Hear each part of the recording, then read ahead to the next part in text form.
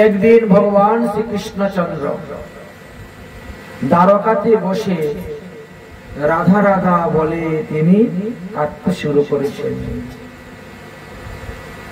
রাধা রাধা বলে তিনি কাঁদেন, কিন্তু কেন রাধা বলে কাঁদছেন, রাধা কে, এই কথা দ্বারকাবাসীরা জানতেন না। ভগবান শ্রীকৃষ্ণের 16,108 মহিষী তারাও জানতেন না। সবার মনে একটাই প্রশ্ন যে রাধা নামে কোন মহিলা, কেন আজ তিনি রাধা বলে কান্না করতেছেন। আমরা 16,108 জনকে তিনাকে সেই ভালোবাসাকে পূর্ণ করতে পারছি না, সেই চাহিদাকে পূরণ করতে পারছি না। আমাদের মধ্যে কার নাম রাধা গো? 16,108 জন সবাইকে জিজ্ঞেস করছেন, কিন্তু রাধা নামে কাউকে পাওয়া যায় না। তখন তাদের মনে আরো কৌতূহল জাগে, তাই তারা দেবকীর কাছে গিয়ে উপস্থিত হয়েছে। ওমা, গতকালকে আপনার ছেলে সমস্ত রজনী রাধা রাধা রাধা রাধা বলে কেঁদেছে, অতএব রাধাকে, তার সম্পর্কে কিছু আমাদেরকে বলুন। দেবকী বলছে, আমি শুনেছিলাম বিশ্বভানু মহারাজের নাম হলো রাধা রানী, তার থেকে বেশি আমি কিছু জানি না। আমি যে কংসের কারাগারে বন্দী ছিলাম, আমি তো কোথায় যেতে পারি নাই, দেখতে পারি নাই। তবে রাধা রানীর কথা, কৃষ্ণের লীলা কথা জানে রোহিণী দেবী, কারণ রোহিণী নন্দালয়ে ছিলেন। কৃষ্ণের সমস্ত লীলা খেলা সব সে জানে, তোমরা তার কাছে যাও। 16,108 পুত্রবধূগণ একত্রিত হয়ে গিয়েছেন রোহিণীর কাছে। বড় মা, ও বড় মা, গতকালকে আপনার ছেলে রাধা রাধা বলে কেঁদেছে, রাধার সঙ্গে তিনার কি সম্পর্ক ছিল, রাধা রানী কি ছিল, কি তার মহিমা, আমরা জানতে চাই। রোহিণী দেবী বলছেন, রাধার সঙ্গে কৃষ্ণের প্রেম ছিল, ভালোবাসা ছিল, কিন্তু আমি মা হয়ে আমার ছেলের ভালোবাসার কথা, প্রেমের কথা তোমাদের কাছে কেমন করে বলি।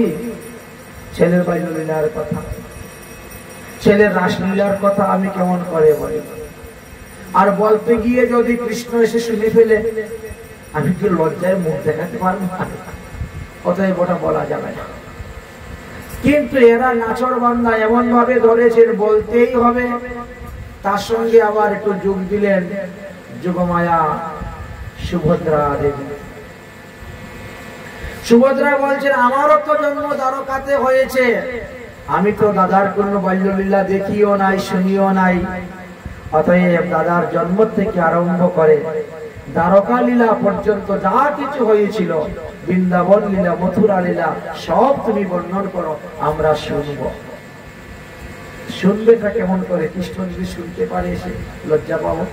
চিন্তা করেন না, তোমরা ঘরের ভিতরে বসে দাদার লীলা কথা বলো, আর আমি বাইরে দারোয়ান হয়ে দরজায় পাহারা দিব।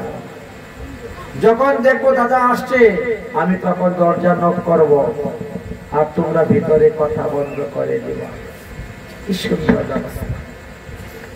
শুরু হয়ে গেছে ভিতরে কৃষ্ণ কথা।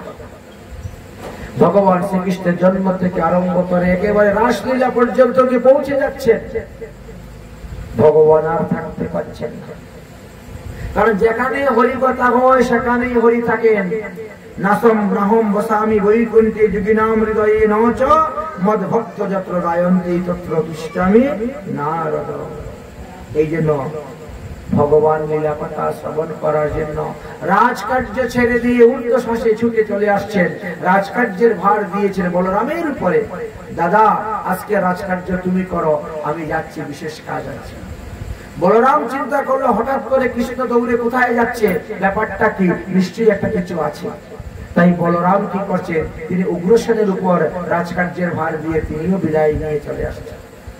কৃষ্ণ এসে সুভদ্রার বাম দিকে দাঁড়িয়েছেন, আর বলরাম এসে সুভদ্রার ডান দিকে দাঁড়িয়েছেন। তিনজনে কৃষ্ণ কথা তন্ম হয়ে শুনতেছেন। সুভদ্রার কোনো হুঁশ জ্ঞান নেই, কৃষ্ণ যে কখন এসে তিনার বামে দাঁড়িয়ে আছেন তাও তিনি বলতে পারেন না। আর কখন যে বলরাম এসে তার ডাইনে দাঁড়িয়েছেন তাও তিনি বলতে পারেন না, কোনো হুঁশ নেই। ভগবান শ্রীকৃষ্ণের হাত থেকে যে কোনো সুদর্শন চক্র পড়ে গিয়েছে, কৃষ্ণ কথার প্রেমেতে গলে গিয়ে সুদর্শন চক্র লম্বা ডান্ডা লাঠির মতো হয়ে যাচ্ছে, কোনো হুঁশ নেই। কৃষ্ণ কথা যতই শুনতেছেন, চোখ, নাক, মুখ, হাত, পা সব যেন কচ্ছপের মতন ভিতরের দিকে চলে যাচ্ছে। আর এমন সময় দেবর্ষী নারদ হরি গুণগান করতে করতে দ্বারকায় এসে উপস্থিত। নারদের বীণাযন্ত্র এবং কণ্ঠস্বর শ্রবণ করে ভিতরে কৃষ্ণ কথা বন্ধ হয়ে গেছে। ভগবান শ্রীকৃষ্ণের চোখ, নাক, মুখ আবার বাইরে করে বেরিয়ে আসলো, তিনি আবার সেই মতোই হয়ে গেলেন। তখন সবাই দেবর্ষী নারদ বলছেন, প্রভু পৃথিবীতে যত অবতার আপনি নিয়েছেন সমস্ত অবতারের রূপ আমি দেখেছি, কিন্তু এই রূপে তো আমি কখনো তোমাকে দেখি নাই। এই রূপ আবার কোন রূপ তোমাদের? চোখ, নাক, মুখ সব ভিতরের দিকে ঢুকে গেছে, হাত পা গুলা, এই আবার কোন অবতার? এই অবতার কখনই বা হবে না, পৃথিবীতে এসে অবতীর্ণ হইবেন। প্রভু বলেন, এই রূপে আপনি কলির সন্ধ্যাতে প্রকাশ হবেন তো? ভগবান বলেন, হব। তাই সেই রূপটি হলো আমাদের জগন্নাথ বলরাম সুভদ্রার রূপ, যেটা আমরা দর্শন করেছি। গত পূর্ণিমাতে সেই আবির্ভাব তিথি অনুসারে স্নান হয়েছে। আগামী শুক্লপক্ষ দ্বিতীয়াতে রথযাত্রা হবে। সেই জগন্নাথ বলরাম সুভদ্রার যে আসল রূপ, সেটা দ্বারকাতেই দেবর্ষী নারদকে দেখিয়েছিলেন ভগবান। যাই হোক, কুরুক্ষেত্রের যুদ্ধের বহু পূর্বেই একবার এক বিশাল সূর্যগ্রহণ হয়েছিল। সূর্যগ্রহণেতে কি আছে? সূর্যগ্রহণেতে যদি কেউ কুরুক্ষেত্রে সন্নিধ কুণ্ডে স্নান করেন, বহু পুণ্য ফল লাভ করতে পারে, একটা নিয়ম। এমন সূর্যগ্রহণ আর কখনো হয় নাই, একেবারে পূর্ণগ্রাস সূর্যগ্রহণ হয়েছিল। আর সেই সূর্যগ্রহণ উপলক্ষে ভগবান শ্রীকৃষ্ণ বললেন, এবার আমি যাব কুরুক্ষেত্রে। তোমরা কে কে সূর্যগ্রহণে যেতে চাও কুরুক্ষেত্রে স্নান করার জন্য আমার সঙ্গে চলো। ভগবান শ্রীকৃষ্ণের বয়স তখন 112 বৎসর হয়ে গেছে, কিন্তু দেখতে এখনো 15 বৎসরের কিশোর বালক। একটা দাড়ি মুছ কিছুই উঠে নাই, কিন্তু 112 বৎসর পার হয়েছে। শ্রীরামের অভিশাপ ছিল রাধারানীর উপরে, রাধারানী 100 বছর কৃষ্ণহারা হয়ে থাকবেন। ভগবান শ্রীকৃষ্ণ 11 বছর 7 মাস তিনি বৃন্দাবন লীলা করলেন, তারপরে তো চলে আসলেন, রাধারানীর সঙ্গে দর্শন নাই। রাধারানীরও 100 বছর পূর্তি হয়ে গেছে কৃষ্ণ দর্শন। সেই উদ্দেশ্য নিয়েই তিনি কুরুক্ষেত্রে রওনা হবেন। এদিকে শ্রীরাম বৃন্দাবন থেকে নন্দ বাবা, মা যশোদা, ব্রজের গোপ গোপীগণ সবাই যাবেন দ্বারকা, এই কুরুক্ষেত্রে সন্নিহিত কুণ্ডে স্নান করার জন্য। ভগবান শ্রীকৃষ্ণ নিজে রওনা হলেন। তিনি 16,108 পত্নী, পুত্রগণ, পুত্রবধূগণ, কন্যাগণ, নাতিপুতি সবাইকে নিয়ে রওনা হয়েছেন। দেখতে দেখতে কুরুক্ষেত্রে উপস্থিত হয়েছেন। আর কুরুক্ষেত্রে গিয়ে সেখানে কাপড়ের তাম্বু টাঙ্গিয়ে সেই স্থানে অবস্থান করছেন। গ্রহণ যখন আরম্ভ হবে, সেই সময় শুরু হয়ে গেল হরিকথা। দেবর্ষী নারদ হরিকথা বলতে শুরু করেছেন। সমস্ত মুনি ঋষিগণ এসেছেন, তারা হরিকথা শ্রবণ করার জন্য, ভগবান শ্রীকৃষ্ণকে দর্শন করার জন্য। বিরাট সাধু সম্মিলন হয়ে গেল। হরিকথা প্রসঙ্গ চলছে। কি প্রসঙ্গ? ভগবান শ্রীকৃষ্ণ বিদ্যা শিক্ষা লাভ করে যে গুরুদক্ষিণা স্বরূপ 12 বৎসরের পূর্বে মৃত সন্তানকে এনে গুরুদক্ষিণা দিয়েছিলেন, সেই কথা সেখানে আলোচনা হয়েছিল, সেই প্রসঙ্গ আলোচনা হয়েছিল। দেবকী দেবী যখন এই কথা শুনতে পারলেন, তখন বলছেন, তাহলে বাড়িতে যাওয়ার পরে আমিও কৃষ্ণকে বলবো, কংস যে আমার 6টি পুত্রকে মেরেছে, সেই 6 পুত্রকে এনে দেওয়ার জন্য। যাই হোক, কুরুক্ষেত্রে সন্নিহিত কুণ্ডে সূর্যগ্রহণ শেষ হলো, সবাই স্নান করলেন, দান দক্ষিণা করতে শুরু করলেন। দান দক্ষিণা শুরু হলো। শ্রীমতী রাধারানী ললিতাদি সখীগণকে নিয়ে তিনি স্নান করতে নেমেছেন। যেই ডুব দিয়েছেন আর ডুব দিয়ে তাকিয়েই দেখেন শ্রী গোবিন্দ এমনি দৌড়ে এসে গোবিন্দকে জড়িয়ে ধরেছেন। গোবিন্দ বলছেন, ছাড়ো ছাড়ো, আমি রাত্রিবেলা আসবো তোমাদের সঙ্গে দেখা করার জন্য। এখানে আমার স্ত্রী, আমার পুত্রবধূগণ, কন্যাগণ আছেন। কিন্তু সখীরা কেউ ছাড়তে রাজি নয়। তাদের সেই বাৎসল্য প্রেম। শ্রীকৃষ্ণ দর্শন লাগি চলে গোপী ব্রজ ছাড়ি কুরুক্ষেত্রে হইলা উপনীত। সূর্য গ্রহণ উপলক্ষে নানা মুনি আসে, তাতে সবে আসি হইলেন একত্রিত। 100 বছর পূর্ণ হইল, রাধারানী দর্শন পেলেন, শ্যাম অঙ্গ করে আলিঙ্গন। তারপরে কুরুক্ষেত্রের 3 মাস অবস্থান করলেন ভগবান শ্রীকৃষ্ণচন্দ্র। সূর্যগ্রহণের পরেও 3 মাস লীলা তথায়। প্রতিদিন রাত্রে শ্রী গোবিন্দ যাতেন রাধারানীর সখীদের তাম্বুতে, সেখানে গিয়ে বসতেন এবং কথাবার্তা বলতেন। সেখানটি ললিতা এই রাধারানীকে দেখার জন্য তারপরে রুক্মিণী আদি সবাই রওনা হলেন। রাধারানী খবর পেলেন, জানতে পেলেন এবং রাধারানীকে দেখার জন্য গিয়েছিলেন। রাধারানীকে আর কৃষ্ণের মধ্যে কি পার্থক্য আছে পরীক্ষা করার জন্য গরম দুগ্ধ নিয়ে গিয়েছিলেন। রাধারানী সেই গরম দুগ্ধ ভগবানকে নিবেদন করে পান করলেন, আর এমনি গোবিন্দের বুকটা জ্বলে গিয়েছিল। তখনই তারা বুঝতে পারলেন যে রাধা কৃষ্ণের মধ্যে কি সেই অপূর্ব লীলা। বহুদিন পরে তিনি পেলেন শ্রীকৃষ্ণকে। তাই রাধারানী বলছেন, তোমাকে এখন দ্বারকায় যেতে দিব না, তোমাকে আমি এখন বৃন্দাবনে নিয়ে যাব। বহুদিন পরে বধুয়া এলে, দেখা না হইতে পরানো গেল। দুঃখিনীর কাল দুঃখেতে গেল, মথুরা নগরে তুমি ছিলে তো ভালো। এই সব দুঃখ কিছু নাহি মনি, তোমার কুশলে কুশল মানি। এতে যে সহিনু অবলা বলে, ফাটিয়া যাইতাও পাষাণ হইলে। অবলা বলে আমি এত দুঃখ সহ্য করতে পেরেছি। এখন গগনে উদয় করুক চন্দ্র, মলয় পবন বহুক মন্দ। কুকিলা আসিয়া ধরুক তান, ভ্রমর ধরুক পঞ্চম গান। আর আমরা এখন নৃত্য করব, গীত করব। হে গোবিন্দ, এই স্থানে তো তোমার সেই বাসী নেই। এখানে তোমার রাজবেশ, বহু লোক, এতে আমার আনন্দ আসতেছে না। বংশী হস্ত মুরলীধারী শ্রী গোবিন্দকে দেখে যতটা আনন্দ পাই, এই রূপ দেখে আমি আনন্দ পাই না। তাই অবশেষে শ্রীমতী রাধারানী নিবেদন করতে শুরু করলেন, সেই তুমি, সেই আমি, সেই নবসঙ্গম। অতএব চলো তুমি শ্রী বৃন্দাবন। এখান থেকে বৃন্দাবন চলো। যদ্যপি আমার মন হয় বৃন্দাবন, বৃন্দাবনে উদয় করাও আপনার শ্রী চরণ। অতএব আমি তোমাকে বৃন্দাবনে নিয়ে যাব। শ্রী গোবিন্দ অর্থাৎ শ্রীকৃষ্ণকে এইভাবে বলে রথের মধ্যে বসালেন এবং বৃন্দাবনে নিয়ে যাওয়ার জন্য প্রস্তুত হয়ে গেলেন। শ্রীমতী রাধারানীকে নিয়ে কত কথাই না সেখানে আলোচনা হয়েছে, মহাজনগণ বর্ণন করেছেন।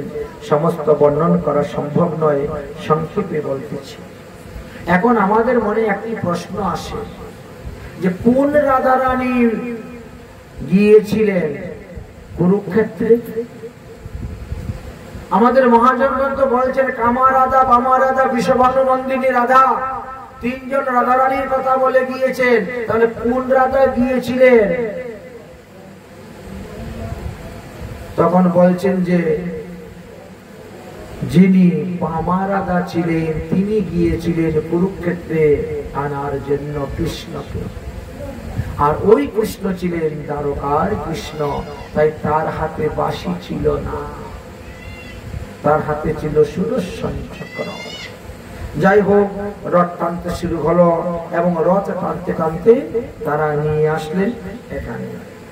তাই দ্বারকার মহিষীগণ যতক মহিষী, তারাও আপনারে মানে কৃষ্ণের দাসী, কৃষ্ণের দাসী মেনে আর রাধারানীর সেবা করে তারা করেছিলেন। মহাপ্রভু যখন জগন্নাথের রথ টেনেছিলেন তখন তিনিও ওইভাবে রাধা ভাবে ভাবিত হয়ে রথ টেনেছিলেন। আর রথ টানার পর তিনি বলছেন, এই তো আমি বৃন্দাবনে কৃষ্ণকে নিয়ে এসেছি, আর বৃন্দাবন হইতে কৃষ্ণকে যেতে দিব না।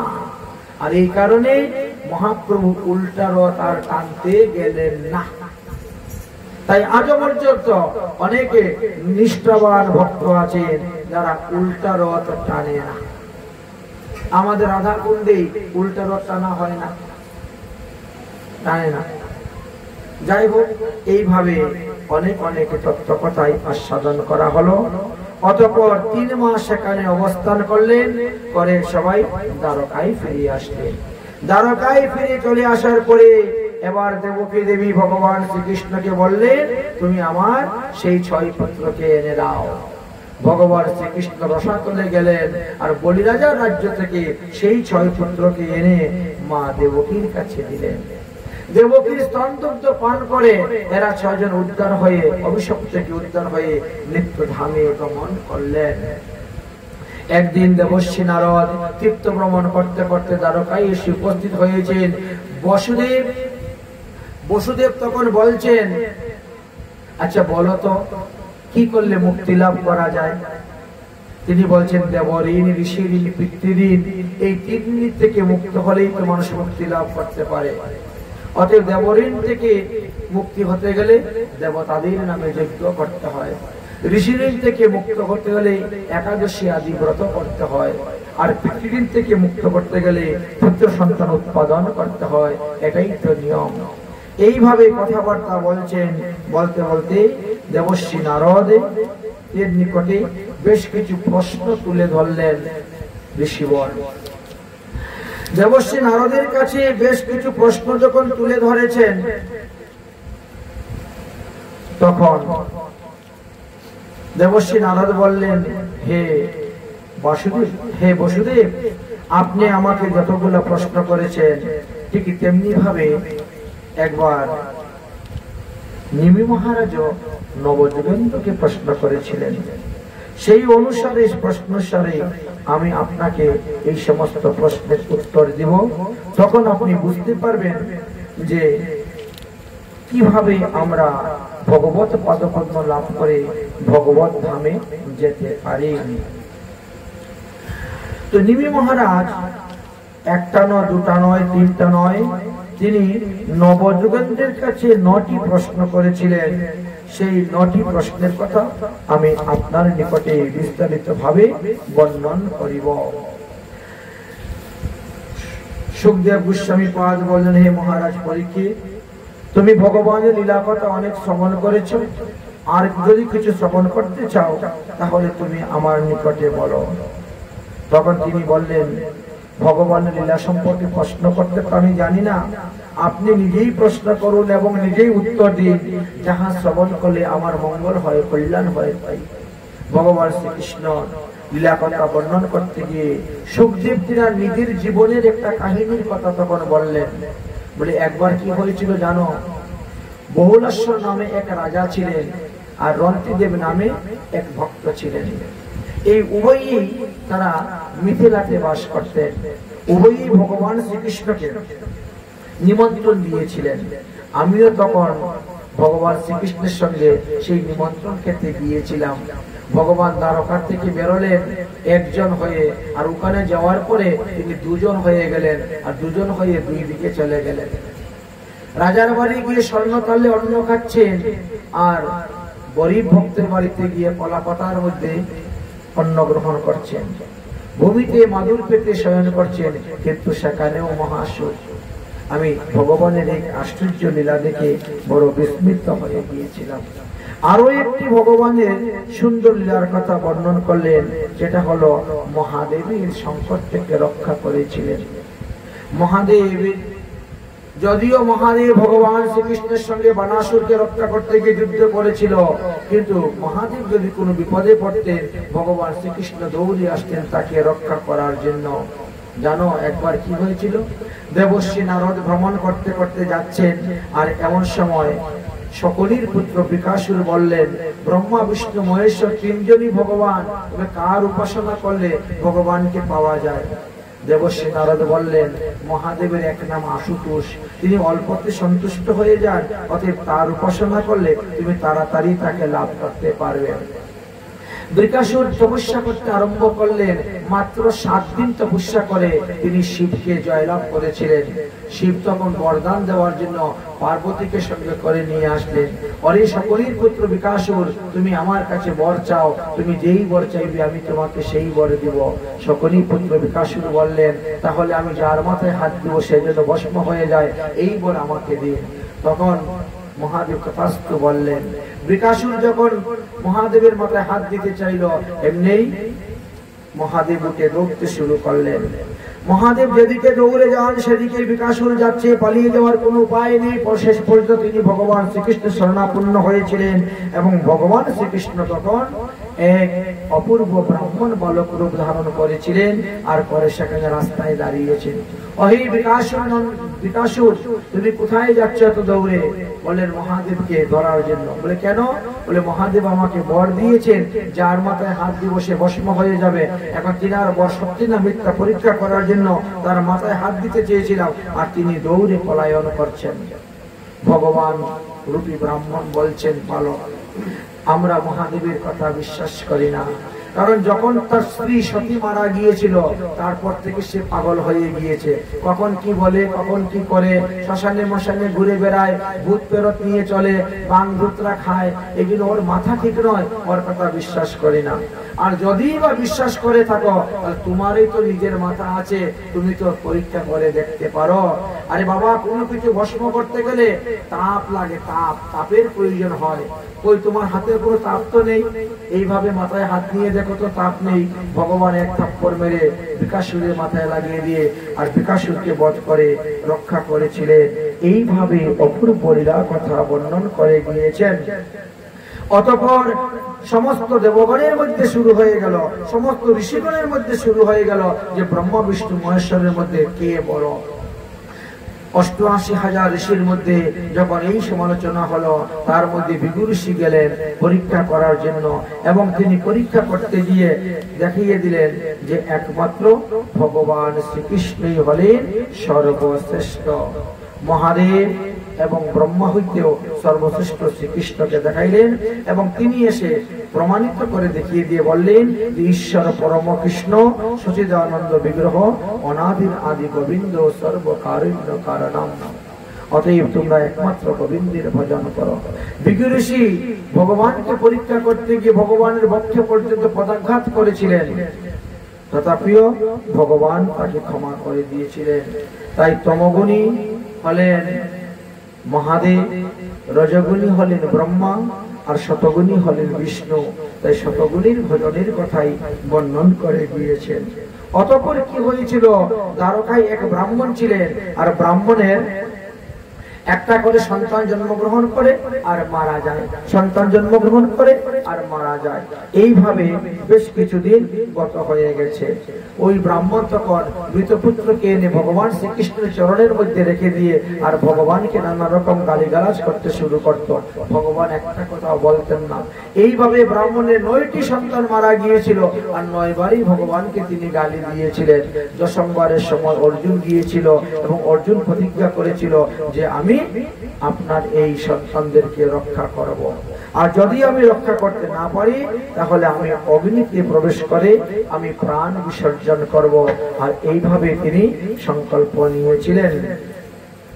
যাই হোক, এইভাবে সংকল্প নেওয়ার পরেও অর্জুন নিজে তিনি সংকল্প রক্ষা করতে পারেন নাই, সেই ব্রাহ্মণের মৃত সন্তানকে বাঁচাতে পারেন নাই, যার ফলে তিনি নিজের হাতে অগ্নি সংযুক্ত করে চিতা জ্বালিয়ে চিতার মধ্যে পুড়ে ভস্মীভূত হতে চেয়েছিলেন। ভগবান শ্রীকৃষ্ণ তাকে রক্ষা করলেন এবং সেখান থেকে নিয়ে গেলেন বোমা পুরুষের কাছে। বোমা পুরুষের কাছ থেকে 9টি পুত্রকে এনে ফিরিয়ে দিয়েছিলেন। এইভাবে অপূর্ব লীলা ভগবান শ্রীকৃষ্ণ করেছিলেন, অর্জুনের দর্পকে চূর্ণ করেছিলেন এবং তিনাকে রক্ষা করেছিলেন। অতঃপর ভগবান শ্রীকৃষ্ণ চিন্তা করলেন, আমার বংশের মধ্যে 18 জন মহাযোদ্ধা হয়েছে, আর এই 18 জন মহাযোদ্ধা যদি একত্রিত যুদ্ধ করতে যায় তাহলে দেবতারাও পরাজিত হয়ে যাবেন। অতএব আমার নিজেরই কুল, আমারই নিজেরই বংশকে নিজের হাতে ধ্বংস করে গেলেই পরে পৃথিবীর ভার হরণ হবে, নতুবা নয়। তাই যদুবংশ ধ্বংস কিভাবে করতে হবে সেই চিন্তা ভগবান শ্রীকৃষ্ণের মাথায় আসলো। অন্যদিকে ভূমা পুরুষ বললেন, আপনারা হলেন নরনারায়ণ, আপনাদেরকে পৃথিবীর ভার হরণ করার জন্য আমি পাঠিয়েছিলাম, পৃথিবীর ভার হরণ করা হয়ে গেছে, অতএব আপনারা চলে আসেন। পরীক্ষিত মহারাজ বললেন, যদুবংশ কতটা বৃদ্ধি হয়েছিল? বলে 56 কোটি। যদুবংশে 56 কোটি সংখ্যা বৃদ্ধি হয়েছিল। যদুবংশের শিক্ষক ছিলেন 3,88,000। যদুবংশের ছেলে মেয়েদেরকে, ছাত্রদেরকে পড়ানোর জন্য 3,88,000 শিক্ষক ছিলেন। তাহলে ছাত্র কত ছিল, স্কুল কত ছিল? যাই হোক, এইভাবে ভগবান শ্রীকৃষ্ণের লীলা কথা বর্ণন করতেছেন। এবার আসলো যদুবংশ ধ্বংসের পালা। কিভাবে তিনি যদুবংশকে ধ্বংস করবেন চিন্তা করলেন যে সাধুগুরু মুনি ঋষিদের দ্বারা অভিশপ্ত করাইয়া আমি আমার এই বংশকে ধ্বংস করব। তাই ভগবান শ্রীকৃষ্ণের ইচ্ছাতে একদিন অনেক অনেক মুনি ঋষিগণ দ্বারকায় আসতে শুরু করলেন। বিশ্বামিত্র, অসিত, কণ্ব, দুর্বাসা, ভৃগু, অঙ্গিরা, কশ্যপ, কামদেব, অত্রি, বৈশিষ্ট্য, নারদ মুনি ঋষিগণ আদি অনেক মুনি ঋষিগণ এসে উপস্থিত হয়েছেন। ভগবান শ্রীকৃষ্ণকে দণ্ডবতে প্রণাম করে, কৃষ্ণ কথা শ্রবণ করে তারা সবাই পিণ্ডরিক নামক তীর্থের দিকে রওনা হয়েছেন। এদিকে ভগবান শ্রীকৃষ্ণের পুত্র শাম্ব, সে চিন্তা করলো, আচ্ছা মুনি ঋষিগণ নাকি শুনলাম তারা ত্রিকালদর্শী, তো কেমন ত্রিকালদর্শী একবার দেখতে হবে, পরীক্ষা করে। কিভাবে পরীক্ষা করা যাবে তাদেরকে? এই জন্য জাম্বুবতীর পুত্র শাম্বকে শাড়ি পরিয়ে ঘুমটা দিয়ে একটা মহিলা রূপে সাজিয়েছেন। সাজিয়ে গিয়ে উপস্থিত হয়েছেন। ঋষিবর, আমাদের এই বৌমণি গর্ভবতী হয়েছে, বলেন তো ইনার গর্ভ থেকে ছেলে সন্তান হবে না মেয়ে সন্তান হবে? কেমন ত্রিকালদর্শী পরীক্ষা করবে ঋষিদেরকে? কিন্তু পরে গেছেন দুর্বাসা ঋষির পাল্লায়। দুর্বাসা ঋষি বলছেন, ওরে শ্রীকৃষ্ণের বংশধরগণ, তোরা এত উদ্ধত, সাধুগুরু বৈষ্ণবের সঙ্গে পরিহাস করতে আসিস, উপহাস করতে আসিস? হ্যাঁ, পুরুষকে নারী সাজিয়ে এসে সাধুগুরু বৈষ্ণবের সঙ্গে পরিহাস? আরে তোদের এই বৌমণির পেটের থেকে একটা মুসল বেরোবে, আর ওই মুসলে তোদের যদুবংশ নাশ হবে। অভিসম্পাদ দিয়ে দিলেন। সঙ্গে সঙ্গে কাপড় টানে খুলতে শুরু করেছে সামনে, ধাম করে একটা লোহার মুকুট পরে গেল। কোথার থেকে? অভিসম্পাদ। সেটা নিয়ে উগ্রসেনের কাছে গিয়ে উপস্থিত হলেন। উগ্রসেন তখন সেটাকে ধরে চূর্ণ করতে শুরু করলেন। ঘষতে ঘষতে ঘষতে ঘষতে ঘষতে ঘষতে চূর্ণ করতে করতে আর ধরা যাচ্ছে না, এক অংশ ফেলে দিয়েছে সমুদ্রে। সমুদ্র চূর্ণগুলাকে সমুদ্রে ফেলে দিয়েছে। সমুদ্রে ঢেউয়ে তরঙ্গে এই চূর্ণগুলা গিয়ে নলখাগড়া রূপে উৎপন্ন হলো সেই প্রবাস ক্ষেত্রে। আর অবশিষ্ট অংশটা একটা বোয়াল মাছ খেয়েছিল, সেই বোয়াল মাছ ধীবরের জালে ধরা পড়লো, ধীবর বাজারে বিক্রি করলো। এক বিয়াদ সেই মাছ কিনে নিয়ে গেল, আর মাছ কেটে সে ওই অংশটা পেয়ে তীরের আগায় লাগিয়েছে পশু পাখি মারার জন্য। এইভাবে চলছে। সবাই চিন্তিত, দ্বারকা যদুবংশ ধ্বংস হয়ে যাবে। উগ্রসেন বলছেন, চিন্তা নাই, যে মুসল দ্বারা ধ্বংস হওয়ার কথা ছিল সেটা তো আমরা নষ্টই করে দিয়েছি, আর ধ্বংস হওয়ার চিন্তা নেই।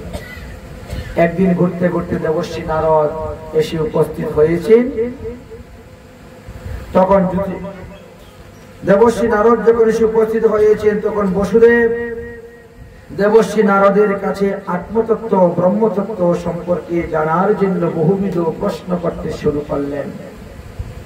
দেবশ্রী নারদ বললেন, হে বসুদেব, আপনি আমাকে যেভাবে প্রশ্ন করতেছেন আত্মতত্ত্ব, ব্রহ্মতত্ত্ব জানার জন্য, ভগবানের লীলা কথা জানার জন্য, মুক্তি লাভের পথ জানার জন্য ওইভাবে নিমি মহারাজ নবযুগেন্দ্রকে প্রশ্ন করেছিলেন। সেই প্রশ্ন উত্তর অনুসারে আমি আপনাকে সমস্ত প্রশ্নের সমাধান দিব। দেখেন, এই জগতে মনুষ্য জন্ম লাভ করা খুব দুর্লভ। দুর্লভ মনুষ্য জন্ম দেহিনাম ক্ষণভঙ্গুর, তথাপি দুর্লভং মন্যে বৈকুণ্ঠম প্রিয় দর্শনম। আর এই মনুষ্য দেহের মধ্যে সাধুগুরু বৈষ্ণবকে দর্শন করা তো আরো দুর্লভ। অতএব হে বসুদেব, সেই সাধুগুরু বৈষ্ণবের মধ্যে শ্রেষ্ঠ হলেন নবযুগেন্দ্র। এই নবযুগেন্দ্র তারা হলেন ভগবান ঋষভদেবের পুত্র। ঋষভদেবের 100টা পুত্র ছিল, তার মধ্যে এই 9 জন নবযুগেন্দ্র হয়েছিলেন। এই সেই নবযুগেন্দ্র তারা নিমি মহারাজের যজ্ঞতে গিয়ে উপস্থিত হয়েছিলেন। নিমি মহারাজ প্রশ্ন করলেন, দণ্ডবত প্রণাম করে প্রশ্ন করেছিলেন। 9 জন ঋষিকে 9টা প্রশ্ন করেছিলেন এবং এই 9টা প্রশ্নের উত্তর 9 জন ঋষি দিয়েছিলেন। নিমি মহারাজের প্রথম প্রশ্ন ছিল যে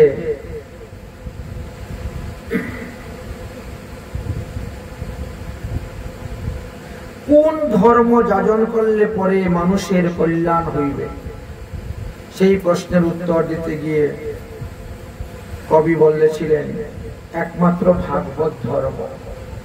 ভাগবত ধর্মই হলো শ্রেষ্ঠ ধর্ম এবং ভাগবত ধর্ম যাজনেই প্রতিটা জীবের কর্তব্য। সমস্ত সৎকর্মের ফল তুমি ভগবানকে অর্পণ করিবে। কায় মন বাক্যে গুরুর সেবা করিবে। শ্রীকৃষ্ণের ভজনে সবার অধিকার আছে, অতএব সবাই শ্রীকৃষ্ণ ভজন করিবেন। ভজনের 64 অঙ্গকে যাজন করিবেন, ইত্যাদি ইত্যাদি দ্বারা মানুষ পাপ থেকে মুক্ত হয়ে ভগবত ধামে যেতে পারেন।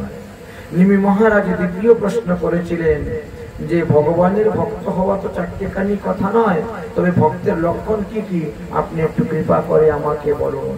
দ্বিতীয় প্রশ্নের উত্তর হবে দিয়েছিলেন যে ভক্ত 3 শ্রেণীর হয়ে থাকে। শ্রদ্ধাবান জন হয় ভক্তির অধিকারী, উত্তম মধ্যম কনিষ্ঠ শ্রদ্ধা অনুসারী। অতএব উত্তমের মধ্যে উত্তম মধ্যম কনিষ্ঠ আছে, মধ্যমের মধ্যে উত্তম মধ্যম কনিষ্ঠ আছে, আর কনিষ্ঠের মধ্যে উত্তম মধ্যম কনিষ্ঠ আছেন। সেই ভক্তের সঙ্গ দ্বারাই মানুষ ক্রমে ক্রমে উত্তম হইতে পারে।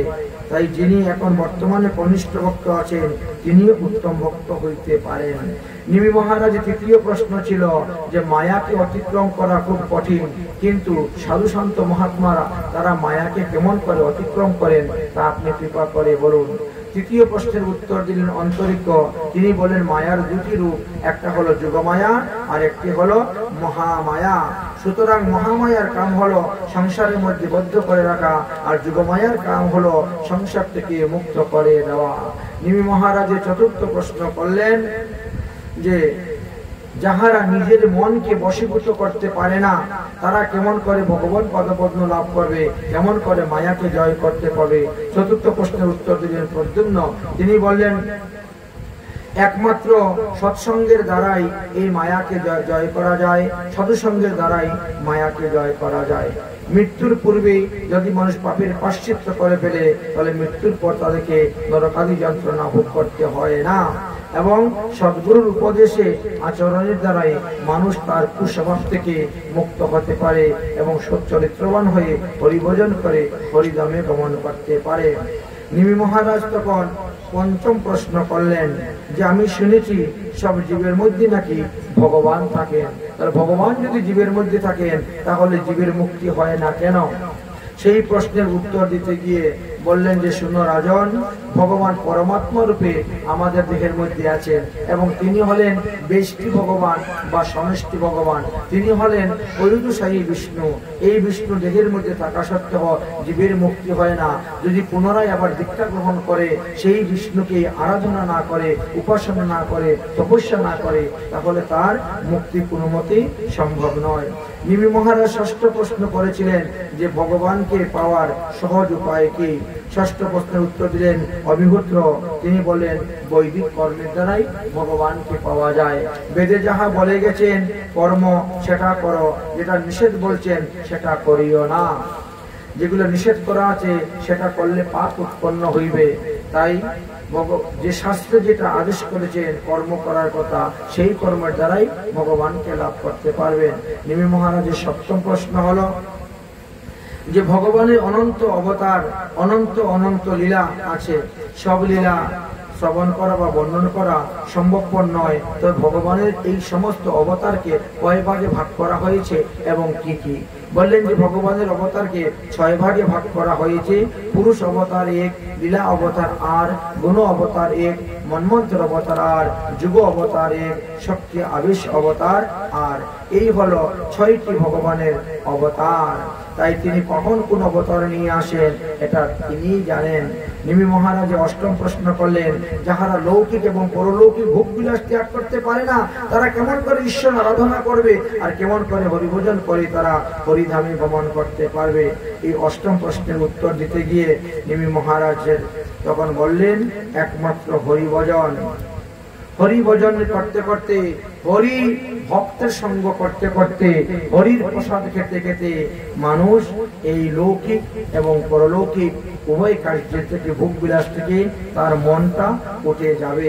সাধুসঙ্গ না করা পর্যন্ত, সৎসঙ্গ না করা পর্যন্ত, ভগবানের প্রসাদ সেবা না করা পর্যন্ত এবং সাধুগুরু বৈষ্ণবের সেবা না করা পর্যন্ত ভক্তি কখনো কারো হৃদয়ে আপনা আপনি উদয় হয় না আর হবেও না। অতএব ভক্তি উদয় করতে গেলে আগে ভক্তের সেবা করতে হয়। নিমি মহারাজ নবম প্রশ্ন করলেন যে আমরা তো এখন ত্রেতা যুগে আছি, 1 পাদ ধর্ম 3 পাদ অধর্ম, কিন্তু যখন কলিযুগ আসবে সেই কলিযুগেতে শুনেছি 1 পাদ ধর্ম থাকবে 3 পাদ অধর্ম হবে। সেই সময়ে আমার সূর্যবংশের মনুষ্যগণ কিভাবে উপাসনা করবেন সেটা আপনি কৃপা করে বলুন। তখন এই প্রশ্নের উত্তর দিতে গিয়ে পরভাজন বললেন যে কলিযুগের যারা মানুষ আসবেন তারা কৃষ্ণ বর্ণ, কৃষ্ণ বর্ণ, কৃষ্ণ অকৃষ্ণ, সঙ্গ উপাঙ্গ অস্ত্র, পার্শ্বদম, যজ্ঞের সংকীর্তন প্রায়ই যজন্তিহি সুমেধসা। এই কলিযুগে মানুষ কৃষ্ণ বর্ণ অর্থাৎ হরে কৃষ্ণ মহামন্ত্র কীর্তন করবেন, অকৃষ্ণ বর্ণ অর্থাৎ কালো বর্ণ তনু নয় গৌরবর্ণ তনু শ্রী শ্রী গৌর সুন্দরের উপাসনা করবেন এবং তৎসঙ্গে নিত্যানন্দ এবং অদ্বৈত প্রভুর উপাসনা করিবেন, কারণ তারা হল অঙ্গ। তাই গৌরাঙ্গ মহাপ্রভুর এক অঙ্গ হলেন নিত্যানন্দ প্রভু আর অন্য অঙ্গ হলেন অদ্বৈত প্রভু। আর উপাঙ্গ বলতে গদাধর শিবসাদী ভক্তবৃন্দদেরকে বোঝানো হয়েছে। আর এখানে অস্ত্র বলতে হরিনামকে বোঝানো হয়েছে। অদ্বৈত আচার্য গোসাই চৈতন্য মুখ্য অঙ্গ, তারই অঙ্গ হয় প্রভু নিত্যানন্দ প্রভুর উপাঙ্গ শিবসাদী ভক্তগণ আর হস্তমুখ নেত্র অঙ্গ আদি অস্ত্র সমূহগণ। এইসব লইয়া চৈতন্য প্রভু অবতার হইবে আর এইসব লইয়াই তিনি হরিনাম প্রচার করিয়া জীবকে উদ্ধার করিবেন। মহাপ্রভুর সঙ্গে নিত্যানন্দ প্রভু থাকবেন আর নিত্যানন্দ প্রভু হলেন মূল সংকর্ষণ বিষ্ণু। তিনি পঞ্চরূপ ধরিয়া আসবেন ভগবান শ্রীকৃষ্ণের সেবা করার জন্য। তারপরে বললেন অদ্বৈত প্রভুর কথা। অদ্বৈত হলেন সদাশিব এবং মহাবিষ্ণুর মিলিত তনু নিয়ে আসবেন আর রাধারানী আসবেন গদাধর রূপে আর নারদমণি আসবেন শিবাস পণ্ডিত রূপে। আর এইভাবে পঞ্চতত্ত্ব একত্রিত হয়ে তারা হরি নাম প্রেম প্রচারের দ্বারা কলিহত জীবকে উদ্ধার করিবেন। তাই মহাজনগণ একটা সংক্ষেপে একটি পদকীর্তন করে গিয়েছেন। হরি নাম মধুর রস পিয়রে মনোয়া, এই সংসার সব ঝুটা। হরি নাম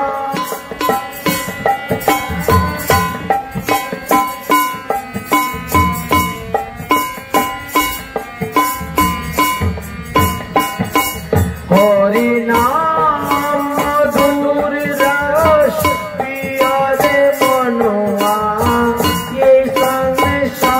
সব ঝুটা। হরি নাম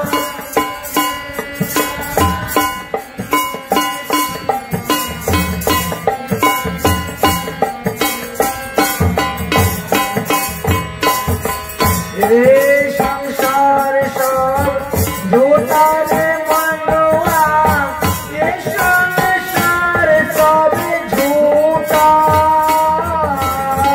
ए संसार सब झूठा रे मनवा, ये संसार सब झूठा। मोरी नाम तुलसी प्रिय रे मनवा, ये संसार झूठा। हरि नाम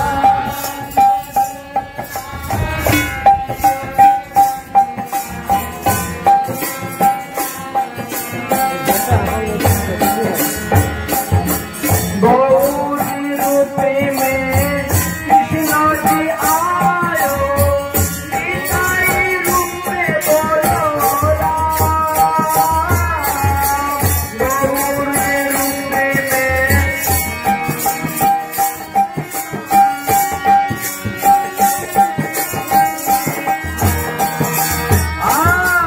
गौरी रूपे में कृष्ण जी आयो, निताई रूप में बोलो राम।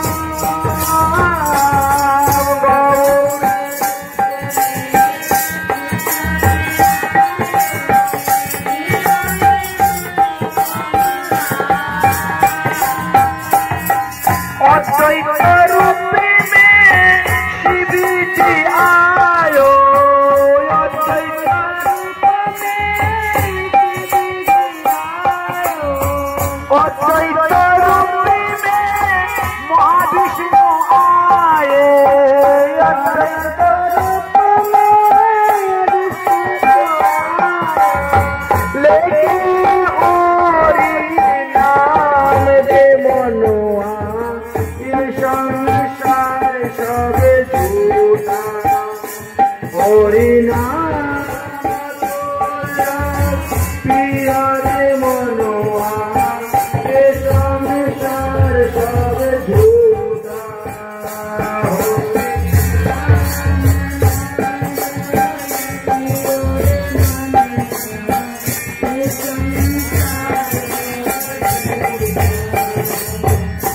गदाधर रूपे में राधा रानी आयो, शिव से रूपे नारद जी।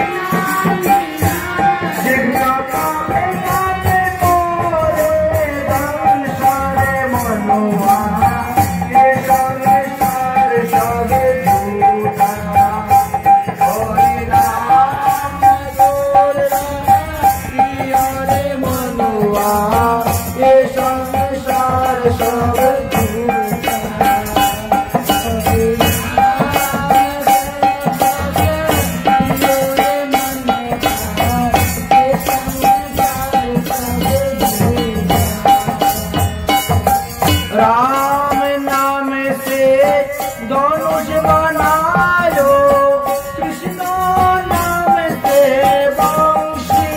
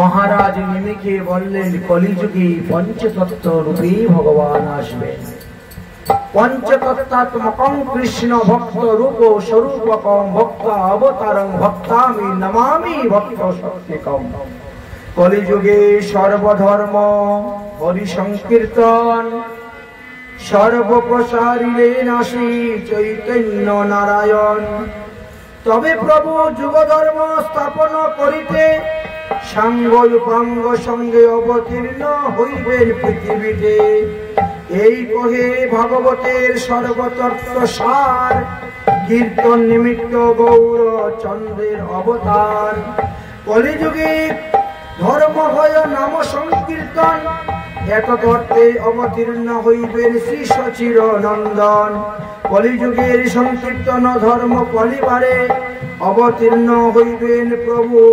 সর্বোপরি করে তাই ভগবান সমস্ত পরিকরদেরকে সঙ্গে করে নিয়ে তিনি আসবেন এই কলিযুগে তাই এই কলিযুগে যারা গৌরাঙ্গ মহাপ্রভুকে ভগবান বলে মানবে না বা মানে না বলছেন কৃষ্ণ নাহি মানে তারে দৈত্য করে জানি আর চৈতন্য না যে মানবে তারেও দৈত্য করিয়া মানি যেই তারপরে হয় কৃষ্ণ অবতার সেই কলিতে গৌরচন্দ্রের বিহার কেন কৃষ্ণময় চৈতন্য না ভজে যেই জন সর্ব উত্তম হইলেও হইবে অসুরে গণন সংকীর্তন প্রবর্ত শ্রীকৃষ্ণ চৈতন্য সংকীর্তন যজ্ঞে তারে যে ভজে সে ধন্য কলিযুগের ধর্ম হয় নাম সংকীর্তন চালি যুগে চারি ধর্ম জীবেরই কারণ दिन रात्रि नाम लो खाइते शुइते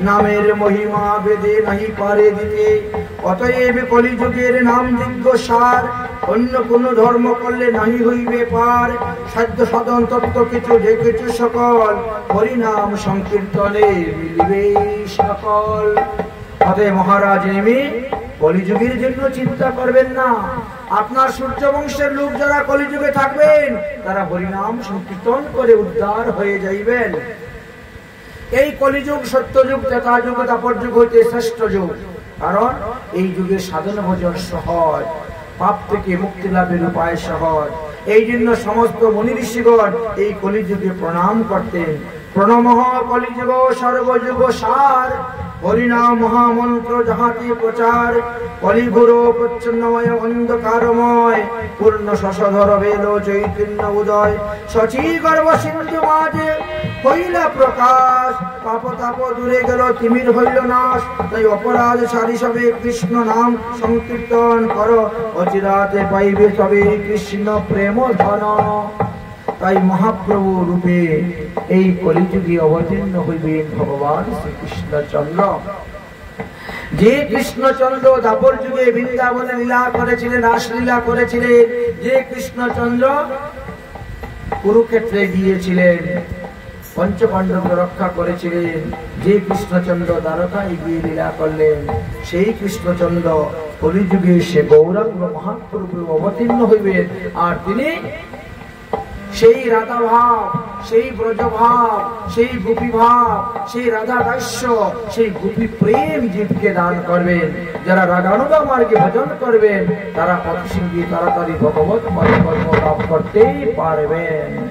তাই আমাদের মহাজনগণ বলছেন, আমরা যদি মহাপ্রভু না আসতেন তাহলে আমরা রাধাকুণ্ড শ্যামকুণ্ড কাকে জানতে পারতাম না, বৃন্দাবন ধাম কোথায় আছে আমরা জানতাম না, আর জানতাম না আমরা রাগানুগা ভজনের ভক্তি মার্গ।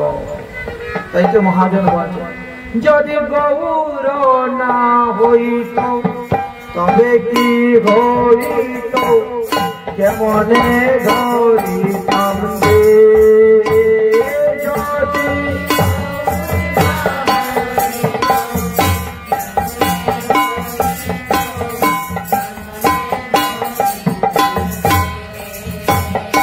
আমি কেমনে ধরিতাম রে, কেমনে ধরিতাম রে।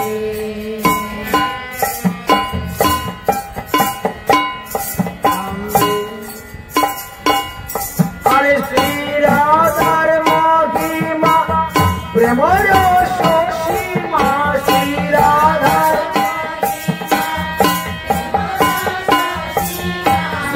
রাধার মহিমা প্রেমর সসীমা।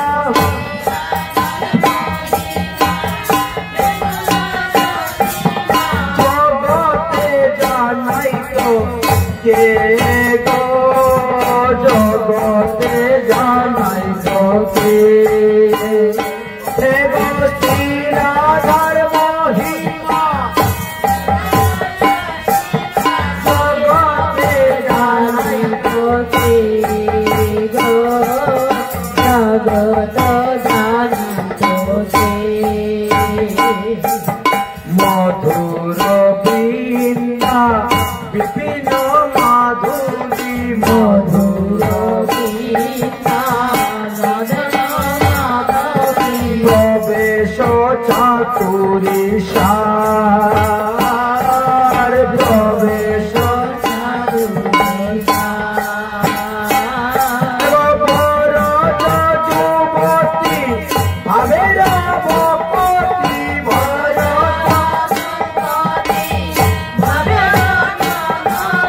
শক্তি হইত তার গো, শক্তি হইত তার।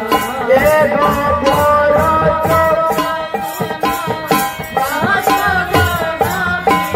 শক্তি হইত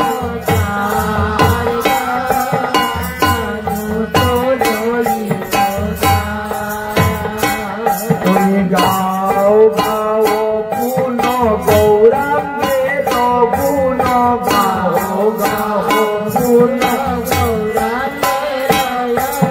শরণ করিয়া মন, শরণ করিয়া মন, শরণ করিয়া মন। আরে বাবা সংসারে এমন দয়ালো, বাবা সংসারে এমন দয়ালো, বাবা সংসারে এমন দয়ালো, বাবা সংসারে এমন দয়ালো। নাহি দেখি কো জন, নাহি দেখি কো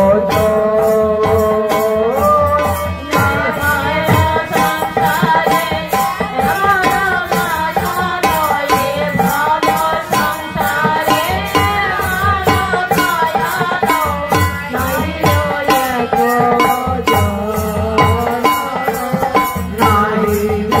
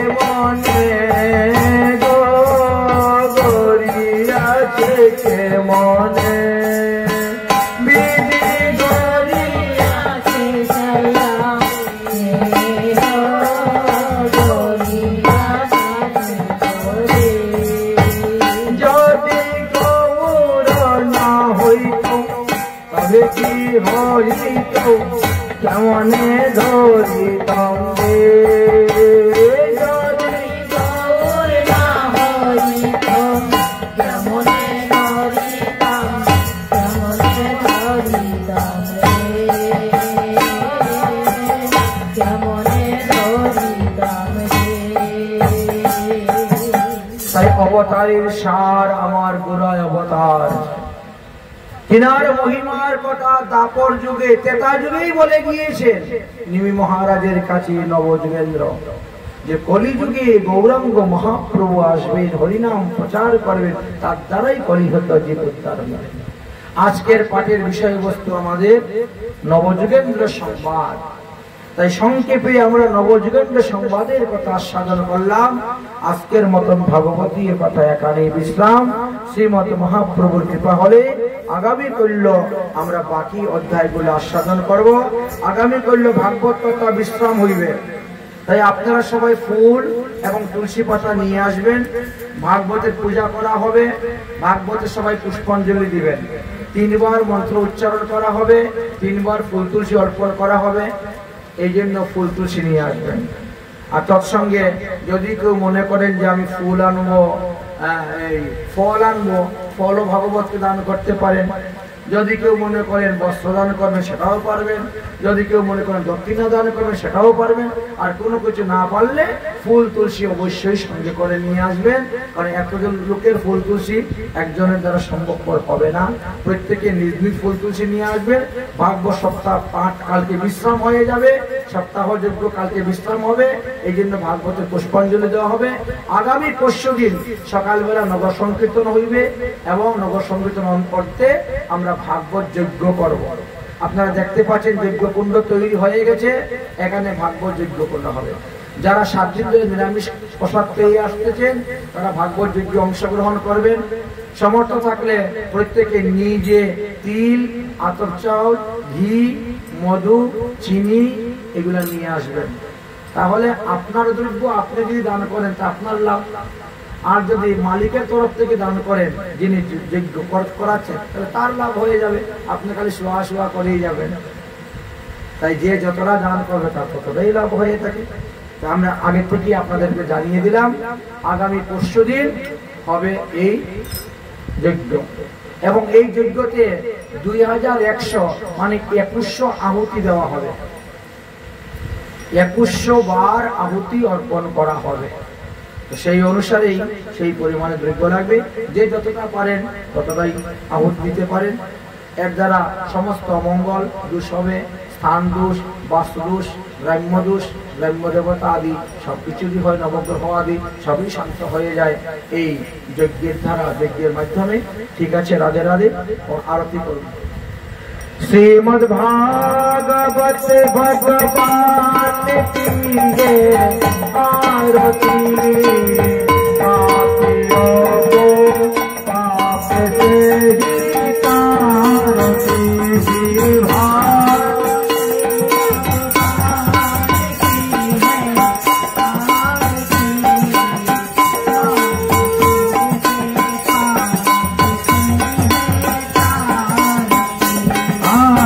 পাপিयों को पाप से ही तारती।